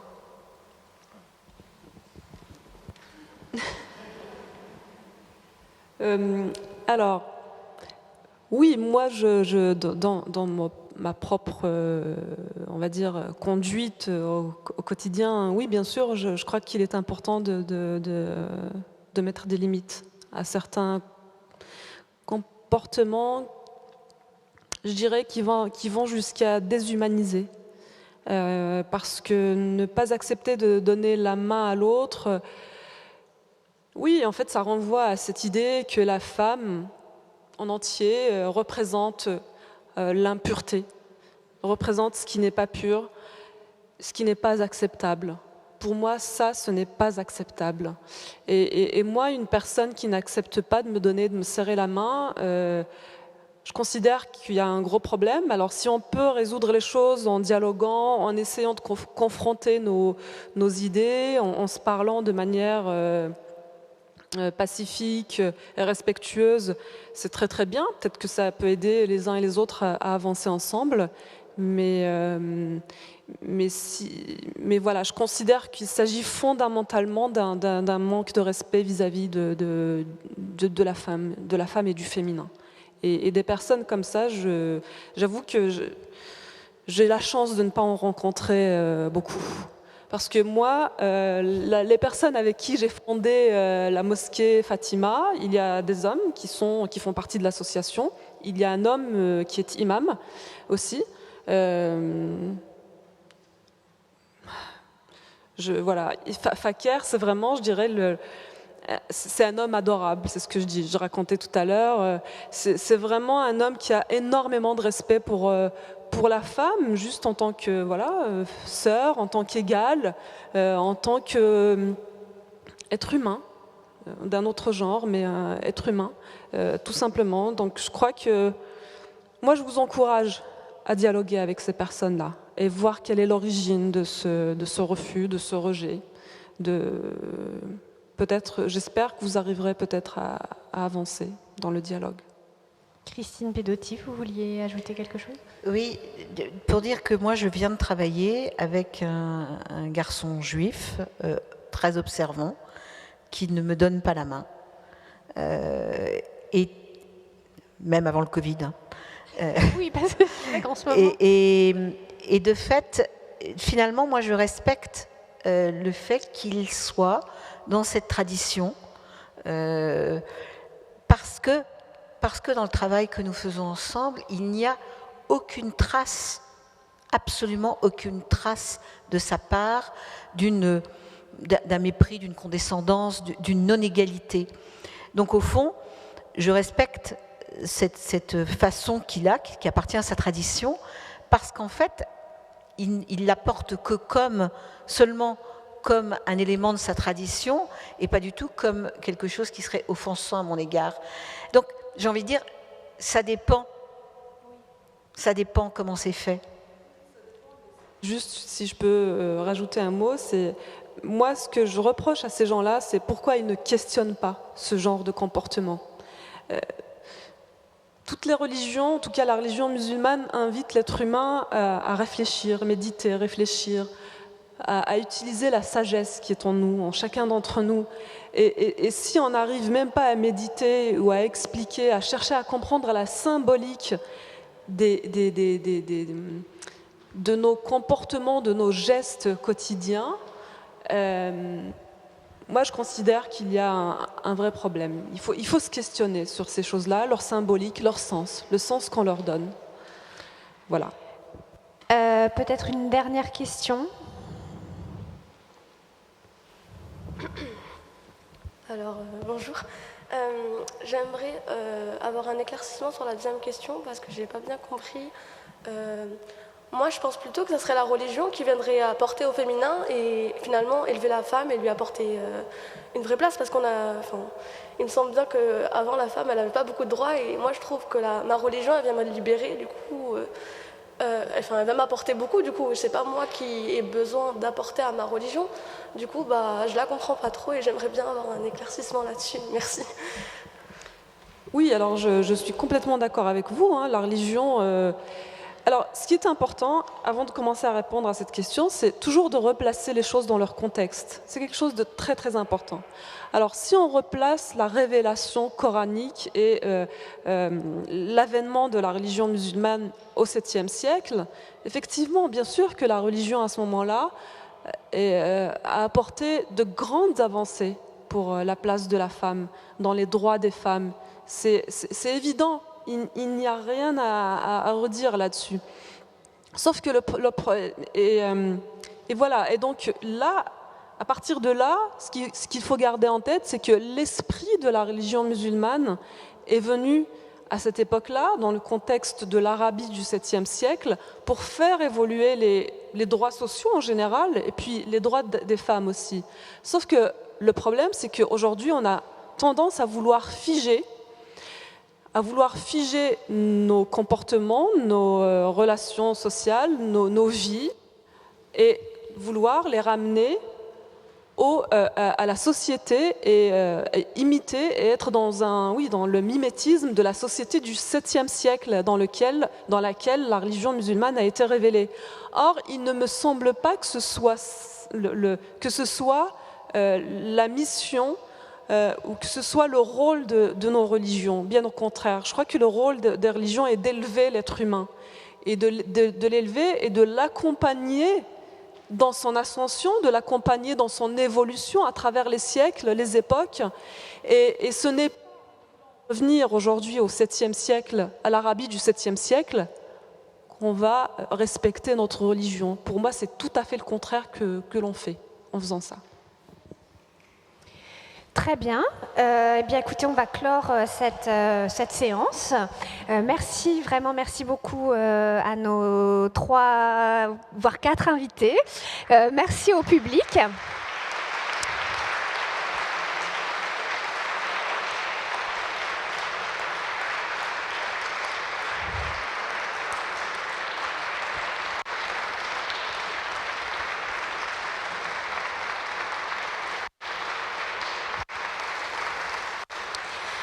Merci aussi beaucoup au public virtuel et on vous donne rendez-vous donc demain pour la suite du Forum des religions.